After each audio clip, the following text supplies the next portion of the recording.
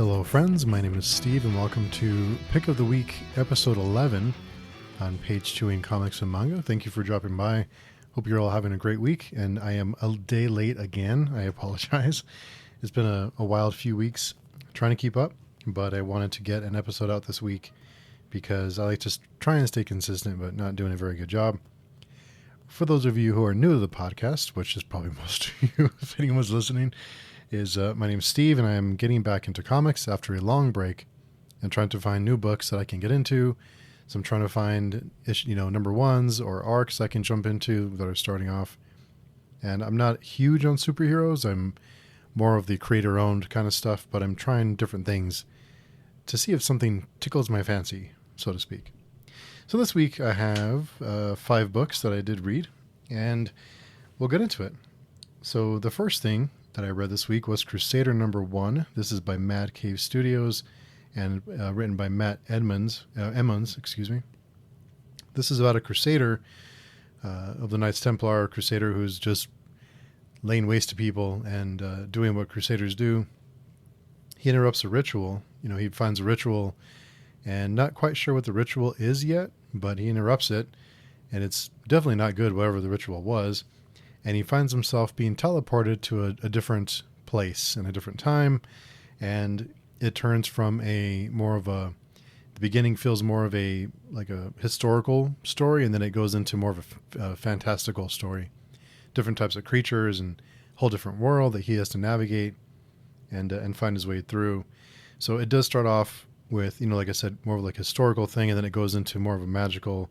There are some magical elements that it hints at with the character himself, because I'm not quite sure exactly what's special about him, but you do get the feeling that there is something else under the surface of, there's something, he's not any old Crusader. There's something special about him, or at least in this other world.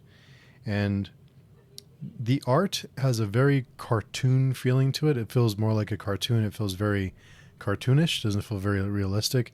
And that is an interesting contrast to the material, because the material is violent and bloody and gory. So it's a nice little contrast. I didn't mind the art. I think the art's good. And I didn't mind the content with that style of artwork. I got used to it after a couple pages, but it does just provide a contrast. I think this is something that I'll keep reading. I'm not crazy about the different, the other place that we spend most of the issue in. I'm not crazy about that story. I'm not sure quite where they're going. I'm not big on traditional fantasy, so we'll see where it goes. But so far, I think it was worth a read, and I'm glad I picked it up. Now, the second one is Daredevil number 1, and this is by Saladin Ahmed and Aaron Cooter. This is from Marvel Comics, of course. Now, I tend to stay away from Marvel stuff and most DC stuff. I just don't know a whole lot about Marvel stuff. I read a lot of Wolverine and the Chris Claremont runs on X-Men back in the day, but I just don't know much about the other ones. I guess Punisher, I love Punisher Max, but that's not canon. That's not, I think it's like a different world. So I don't know a whole lot. So I'm hesitant to pick these books up because I just don't know the history. And I hesitated on this one, but the cover was really cool. I thought I'll give it a shot. Unfortunately, the lack of familiarity I have with Daredevil, I think hurt me with this one. I think a lot of these books are written for the people who are keeping track of the storylines, who keep up with these characters, who know what the last event was or what the last run was or whatever happened to these characters. And that's not me. No, I get it. I mean, you write these books for your fan base and for people who keep up, and I totally get that. So not a complaint. It's just what it is. So when I get into it, someone like me gets into it, I'm completely lost. I have no idea what's going on. I don't know why we are where we are. And so I started off not knowing and being confused, and then about halfway through, I just stopped caring altogether. I'm not going to take the time to go and look and find out what's going on or what happened. How did we get here? I just lost interest in it. I just didn't feel the need to go and check. I'm sure there's, blogs and videos or whatever I can get into and get caught up. I wasn't motivated to look into it after reading this one. it just didn't grab me. One of the main things that just didn't grab me with this one is the artwork. The artwork is very polished and shiny. It almost looks like you can touch the page and the page is like shiny. It just feels slick. It just has that really, really shiny look to it. It just feels very clean. And I'm not the biggest fan of it. I don't think it's bad. It's just not the style that I enjoy. It was a little bit too much for me. So, I just kind of lost interest in it. I get why these books are written the way they are. I didn't find the need to look into what's going on with Matt Murdock and Elektra and the other characters in this book. I'm not the biggest fan on Daredevil anyway, so take that for what you will. I just, so take, I'm not the go-to guy for Daredevil, but I thought I'd give it a try, see if it caught me, and it didn't. So I won't be getting the second issue of that one. Just didn't pull me in.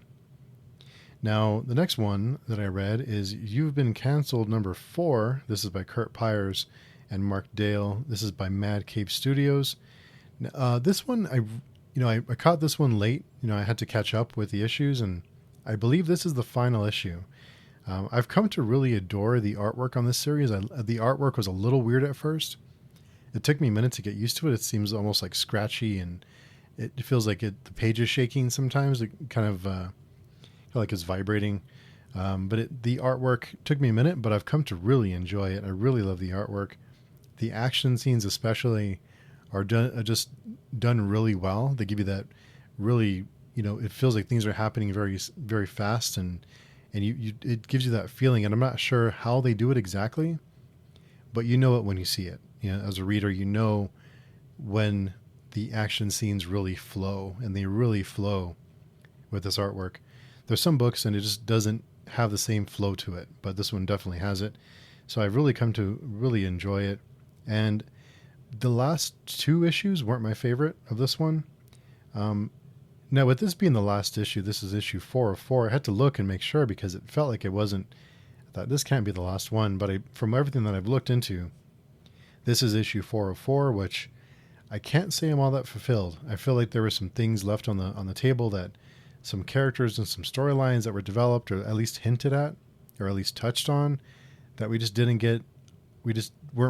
Things weren't wrapped up. Like it just felt like it was incomplete. Like we just didn't get. I just didn't feel like we have a conclusion. Like we do, I guess, in some sense, but there were some other characters that I would like to learn more about, or at least know what happens after. I suspect we're going to get more in this world. I can't see this being all of it. And I hope we don't, not only because I don't feel like everything was wrapped up, but also because I really enjoyed it and I would really like to see more of it. So, now don't get me wrong. Like I said, it felt a little unfulfilling at the end. It was still a fun ride full of dark humor, gore, and satire. But I just feel like everything wasn't wrapped up. But overall, like I said, the entire run was fun. And I think it was a good time. The satire was great. And so there was some fun stuff in it. The humor in it really got me. This one almost felt like with the final showdown, it felt like an 80s action movie. And I mean that in the best way. It felt like a very action heavy, over the top, violent, gory romp. So yeah, I mean that as a compliment. But yeah, You've Been Cancelled issue 4. I'll be keeping my eye out. I hope we get more in this world.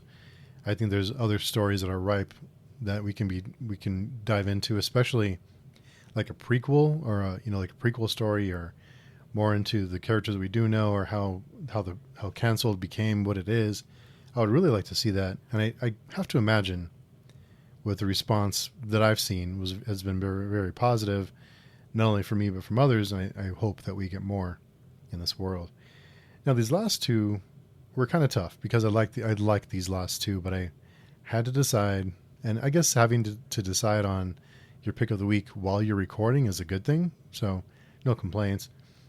But the next book I'm going to talk about is The Madness issue 2. This is by J. Michael Straczynski, David Lorenzo, and Marcelo Maiolo, excuse me. This is by AWA, and now after issue 1, and I was kind of surprised. I did look up, sometimes after I do my take on things, I'll look up other reviews, and I was kind of surprised that this didn't get more positive reviews than I saw at the time.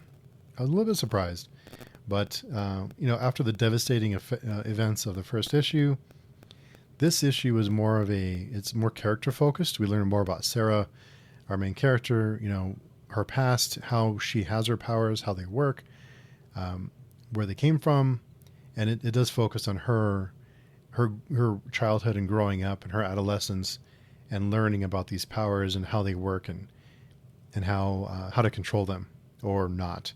So I did enjoy that. And let me tell you, first of all, I love revenge stories. I'm a sucker for revenge stories. Love them. I'm also a sucker for these, Superman style of character, like these good, at least semi-good superheroes, or at least, gray area superheroes, gray super people. I guess not heroes, but I don't know if you'd say she was a hero, but she definitely didn't seem like the character she is now after what happened. But I'm a sucker for these kind of stories when these super powered people just lay waste and just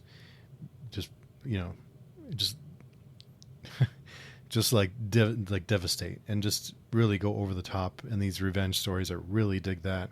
I'm a sucker for that stuff. All the Elseworld DC stuff with Superman losing his shit and just going wild and killing everybody, or like Irredeemable. I really like that, except for the last bit. But overall, it was good. I liked that. I really dig that. So I got a big kick out of this one. We didn't get a whole lot of current events. We focused more on the past, but what we did get was satisfying. So it is a bloody revenge story, and I really dig it. I think the artwork's very good. I don't know if it fits the story very well, and this one was very character focused, but still a blast. I'm really into this one. I'm gonna be following this one, closely, and I just enjoy it. And we do get hints of other characters, other super people in this world that are going to be trying to stop Sarah, or at least, they're planning on it. So we'll see what happens. But yeah, I really had a good time with this one. So The Madness issue 2, revenge story, crazy superhero, super person, laying waste, and really, really pissed off. Sign me up. Now the next one, my pick of the week, actually, is Killmore #1. This is by Scott Bryan Wilson and Max Allen Fuchs. I don't know how to pronounce the last name. This is by IDW. The cover on this one, it's a grandmother driving a car with blood on the windshield. So yeah, I had to read it. Now the tagline for this one is, when a bunch of serial killers operate in the same city, the best way to stay ahead of the cops is to kill more. That's basically it, but not quite. Let me explain. So this is a story about a bunch of serial killers, but it's also a story. It also gives you we follow some cops, and another trope that I love are these cops who are just plodding away, and everything is hopeless, and they're in this really hopeless city, and they're facing these terrible odds, but they show up to work every day. They try and do good things. They try and stop crime, knowing that it doesn't really do any good, but they're still getting up every day, trying to do the right thing, trying to stop the crime, and it's futile. I really dig that. It almost gave me the environment, and I won't get into too much about the environment, but what I will say, the city and the setting that we're in reminded me a lot of Seven, of the film Seven. That kind of hopelessness. The city is very dreary and hopeless, and you just have this sinking feeling in your gut when you're shown the city, or you're shown what's happening. It just feels very sad. It feels very depressing. But these cops are still plugging away, and not only do we set up these police officers and these cops who are trying to do the right thing, trying to stop the crime, we get into the world, we touch on why this world, why this city is the way it is. And I didn't expect it to go there, but I really dug the story or the background on the city. And I'm curious to learn more about that. I won't give away more because I think it's a neat little reveal when you start to learn bits and pieces. And we still don't know everything, but we learn a little bit. So, yeah, I really dig that. So there's a lot of things going on here. There's these serial killers. There's this hopeless city. There's these cops who are trying to do the right thing and just like worn down and in the face of overwhelming crime and destruction, and they're just trying to do their best. There's also all these different serial killers, all these different killers or characters in this city that we touch on, and it's nice little introductions to each one with their names, and it felt very cinematic in introducing them. It felt like the beginning of a movie. We get a bit of a character, and then we pause on the character, and their name pops up, and it's like, this character's name, and they pause and pose, and you learn their name. So I really like that. I think that was really fun. There's a twist of humor. It's again dark humor, and I guess you're learning something about me that I like dark humor. But yeah, there's this dark humor, but also it takes itself seriously. It's gory, it's brutal, it's dreary. It's a little bit of everything. It does a lot of things. It juggles a lot of themes and characters and tropes. And it's doing a lot, but it does it almost effortlessly. It does everything very well, and I was really impressed. So yeah, all these different serial killers that we're introduced to, you're not sure if they are serial killers. At least they're set up to be villains, but you don't really know. You don't really know yet, and I'm really excited to learn more about them and what their motivations are or aren't. So yeah, it was a very just a fun issue. It had a little bit of everything. Lots of things that this book did. Really dug it, and lots of things I like all rolled into one. This is my pick of the week. Killmore #1, with the Madness #2 as a close #2 of the week, and so I think I'm really looking forward to this series. I really dig it. I'll be following this one carefully. So I really did enjoy a couple books this week, and so good stuff. Overall good. I think the only dud I had was Daredevil, and it was a cover purchase. I just picked it up, and so we'll see. But I should have known better. I'm not a big Daredevil guy. The character just doesn't interest me. And all these really, when we're looking at years and decades of continuity, it's hard to jump in to these books. It's hard to find your footing for someone like me, and maybe for you, if you're like me, who don't really read a ton of superhero stuff. Sometimes it sucks to want to jump into a series and you just feel like you just don't know what the hell is going on. So that's why things like Elseworld stories, or when we do like reboots, I think those are great for people like me. And I'm sure they frustrate some people who are following very closely, understandably so. But I really love when those pop up, because it's a chance to get into these characters and see them used in different ways and learn more about them, and get a different kind of story with not missing any context, because I felt like I was missing lots and lots of context, and I just couldn't get into it. I really wanted to, but the artwork didn't help either. I just wasn't a fan. Like I said, it wasn't bad, it just wasn't for me. It wasn't the style I enjoy. So through the 5 that I read, I will be continuing the Crusader. I will be continuing the Madness, of course. You've Been Cancelled is done, and Killmore, of course, I will be following closely as well. So how have you been doing? Hope you're having a great week. Sorry I'm a day late again, but I'm trying to keep up and trying to find a co-host to maybe join me on these reads, or maybe not do a pick of the week anymore. I'll still continue to do them. I'm thinking I'll give it like 25 episodes and kind of see what happens. But I'm kind of looking for a co-host. I think it'd be fun to do this with someone else and compare notes, and do have someone else to bounce off of, even if they don't read what I read, or the exact opposite. I'd still like to do that. So I'm on my mission to find a co-host, someone who is willing to do this, and we'll see. We'll see how it goes. In the meantime, I'm enjoying doing it. I'm for the few of you who listen, I really enjoy it.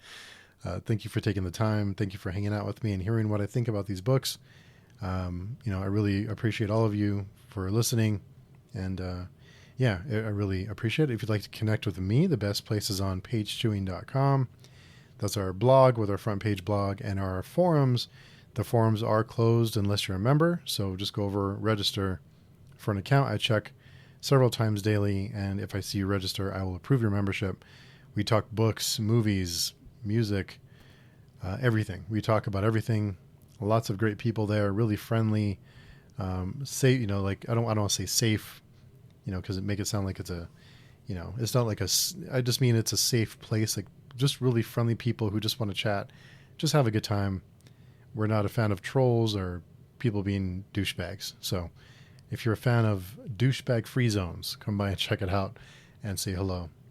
In the meantime, I hope you're all having a great week. And if you do join the forum, let me know what you're reading and how you're liking it. Let's start a dialogue and just, it'd be fun to just shoot the shit with someone who's reading weekly. Not everybody I know reads weekly. So until then, we will talk to everyone soon and hope you have a great week. Thanks again for listening.